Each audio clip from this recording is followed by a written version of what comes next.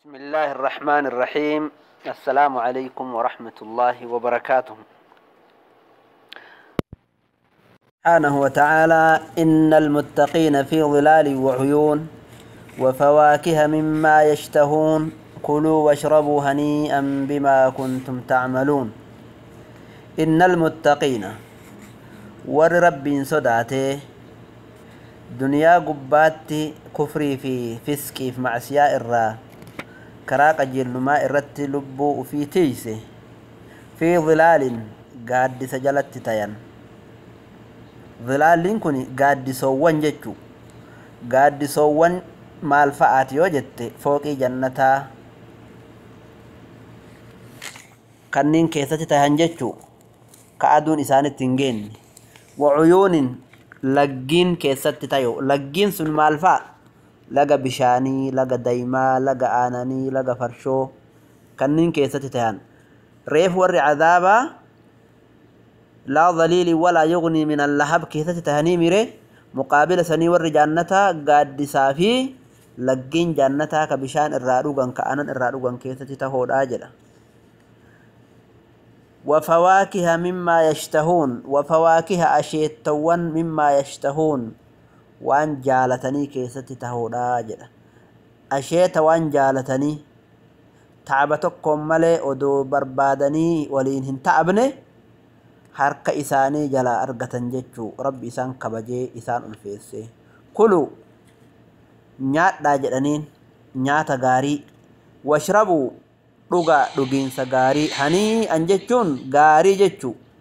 dhugiinsa gaarii dhuga nyaata gaarii illee nyaadha haala isin gammachiisaa ta'een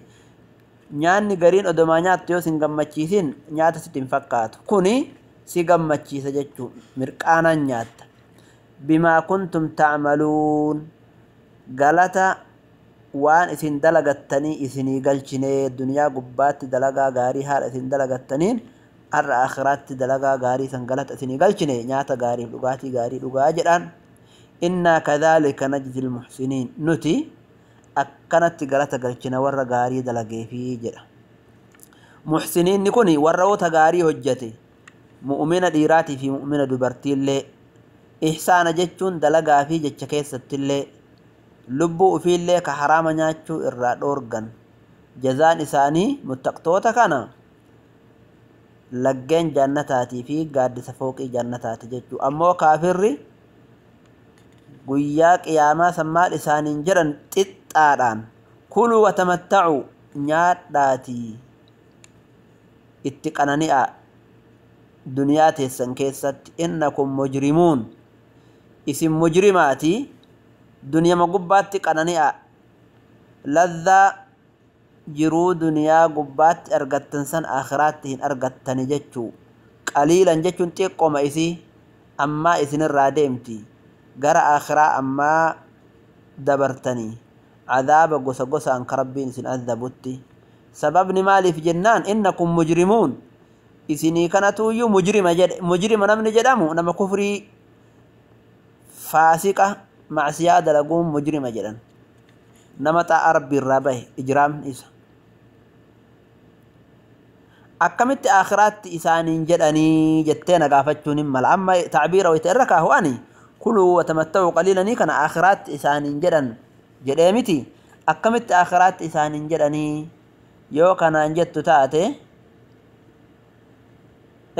wanni akhiraatti kun isaaniin jedhamuuf jiruu duniyaa keessatti wanni kun isaaniin jedhamuun silaa haqa tahee jira silaa warra kanaan jedhamuun isaaniin barbaachisu duniyaa gubbaatti haala isaanii ka fuulduraa isaanitti himuudhaaf laakiin isaan sun itti hin fayyadaman duniyaatti haga fedhanillee yoo isaaniin jedhan kanaaf mujrima jedhaniini guyyaa qiyaamaa itti dubbatanii kanaaf abbari jedhan yookaan ammoo duniyama gubbaatti kuluu watamatta'u qaliilan innakum mujrimuun jedhaanii jedha nyaadhaa dhugaa qanani'aa isin mujrimaa lafaa kaafneetiniin دنيا ما قبّا رتي خطاب لفا كافنة كلوا وتمتعوا نيات دادوغا يا ورّا كافر توتاتيو دنيا قبّا رت إنكم مجرمون اسم مجرمة لچتوني ديما ويل يومئذ للمكذبين هلاين سبته عبدان من ربي ورقوا يا قياماك جبسيسو في جدا وإذا قيل لهم يو إسان جدا من مجرم توتا سنين اركعوا ربي ركوع قد الدنيا يو إسان جدا ور ركوع قد وجين لا يركعون ركوعا قدا إن صلاة جتشو واجب أفر أنجيسر رسول ربي تهم من توتا ولين نسيحايو إساني يادي أبو صلاة جتون متى ست مرفتا ست بونا انددا صلاة انجد مالف صلاة ركوعا عبري وإذا قيل لهم صلوا لا يصلون ما جتون به وإذا قيل لهم اركعوا لا يركعون جنانين الراياتشسان يوكا أهمين أركان صلاة ما إنن ركوع عليه akkuma san humna tokko yoo dubbatte maraa itti fedhuudha jechuudha min baabi min baabi التعبير بالجزء عن الكل كجد إنسان يكون هم نتاك يودبت مرا اتفيت جتو اركعوا الركوع قفامتي صلاة مرا جتو معنى مراد ويل إبد جهنم ثبت يومئذ للمكذبين قياك يا ماثا ور إبادة ربي كجب سيسوف فبأي حديث بعده يؤمنون إيغا أدو قرآناتي معلومات أمننجر قرآن كانت كان أمن وانك أجيلمتي تاتي هندك إسا كيس جرت ككيست فقلت كانت كان أمني فبأي حديث بعده يؤمنون أدو مكامت أمنوا تاء إيغا قرآن كانت هن أمنين أدو نسان اتأمنا هنجر ججولا سورة مرسلاتي أكنت الأمتي نسأل الله تعالى أن يجعله خالصا لوجهه ونافعا لعباده وصلى الله على سيدنا محمد وعلى آله وصحبه أجمعين والسلام عليكم ورحمة الله وبركاته.